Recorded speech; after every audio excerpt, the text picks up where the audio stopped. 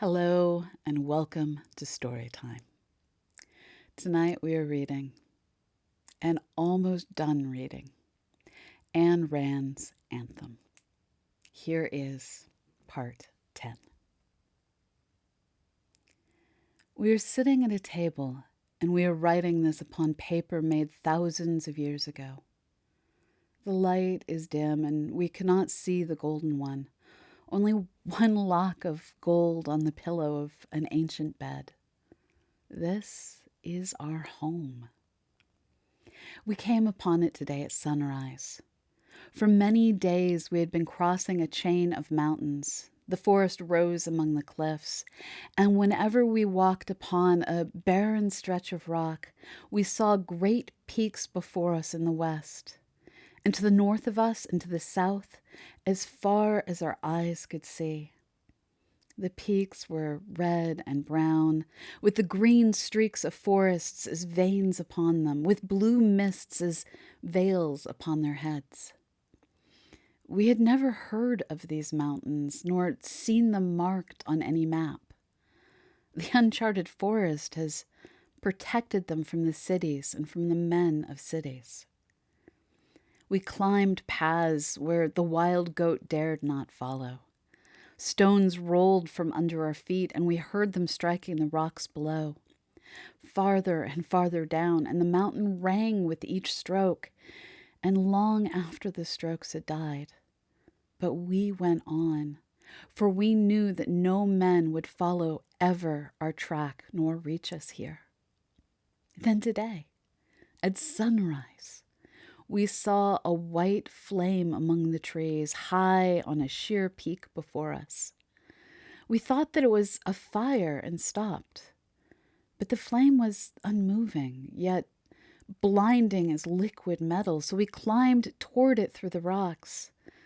And there before us, on a broad summit, with the mountains rising behind it, stood a house, such as we had never seen, and the white fire came from the sun on the glass windows.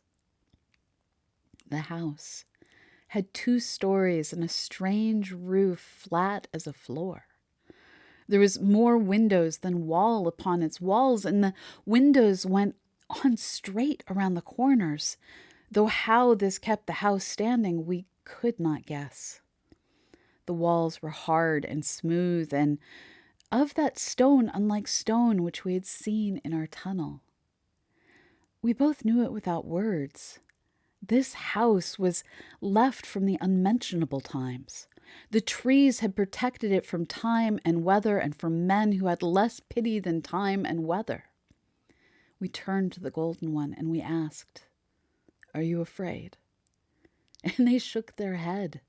So we walked to the door and we threw it open and we stepped together into the house of the unmentionable times. We shall need the days and the years ahead to look, to learn and to understand the things of this house. Today we could only look and try to believe the sight of our eyes. We pulled the heavy curtains from the windows and we saw that the rooms were small, and we thought that not more than 12 men could have lived here. We thought it strange that men had been permitted to build a house for only 12. Never had we seen rooms so full of light.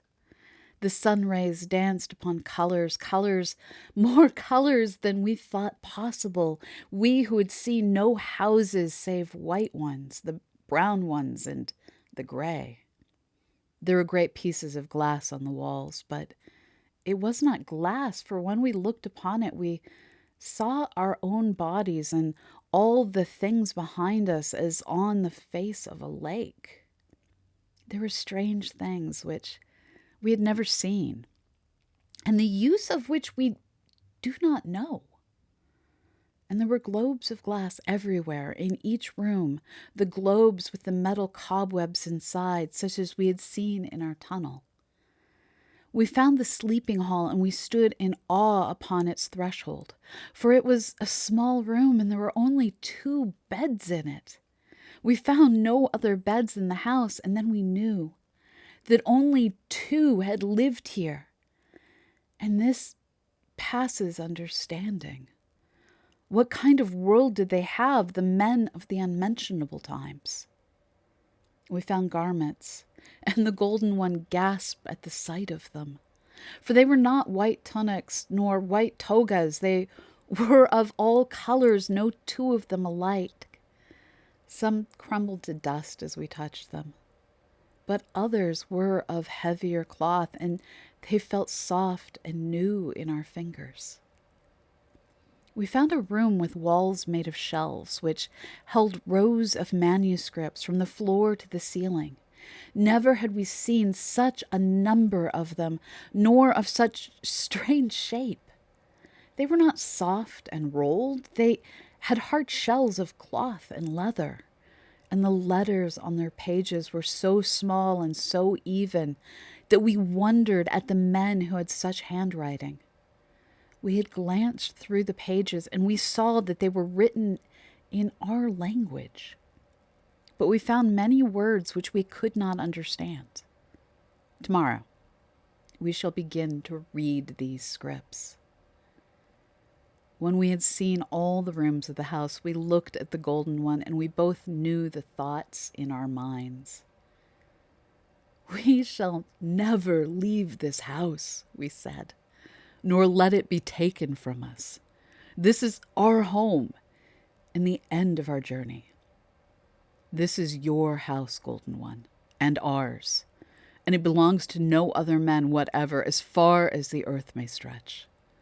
We shall not share it with others, as we share not our joy with them, nor our love, nor our hunger. So be it to the end of our days. Your will be done, they said. Then we went out to gather wood for the great hearth of our home. We brought water from the stream which runs among the trees under our windows. We killed a mountain goat, and we brought its flesh to be cooked in a strange copper pot we found in a place of wonders which must have been the cooking room of the house. We did this work alone, for no words of ours could take the golden one away from the big glass which is not glass. They stood before it, and they looked and looked upon their own body. When the sun sank beyond the mountains, the golden one fell asleep on the floor amidst jewels and bottles of crystals and flowers of silk. We lifted the golden one in our arms, and we carried them to a bed, their head falling softly upon our shoulder. Then we lit a candle, and we brought paper from the room of the manuscripts, and we sat by the window, for we knew that we could not sleep tonight. And now we look upon the earth and sky. This spread of naked rock and peaks and moonlight is like a world ready to be born, a world that waits. It seems to us it asks a sign from us, a spark, a first commandment. We cannot know what word we are to give, nor what great deed this earth expects to witness. We know it waits. It seems to say it has great gifts to lay before us, but it wishes a greater gift for us. We are to speak. We are to give its goal, its highest meaning to all this glowing space of rock and sky. We look ahead. We beg our heart for guidance in answering this call. No voice has spoken, yet we have heard. We look upon our hands. We see the dust of centuries, the dust which hid the great secrets of perhaps great evils, and yet it stirs no fear within our heart, but only silent reverence and pity. May knowledge come to us. What is the secret our heart has understood and yet will not reveal to us, although it seems to beat as if it were endeavoring to tell us? And that concludes part 10 of Ayn Rand's Anthem. If you like hearing the story, please give the subscribe button a click and get an alert when new stories are coming.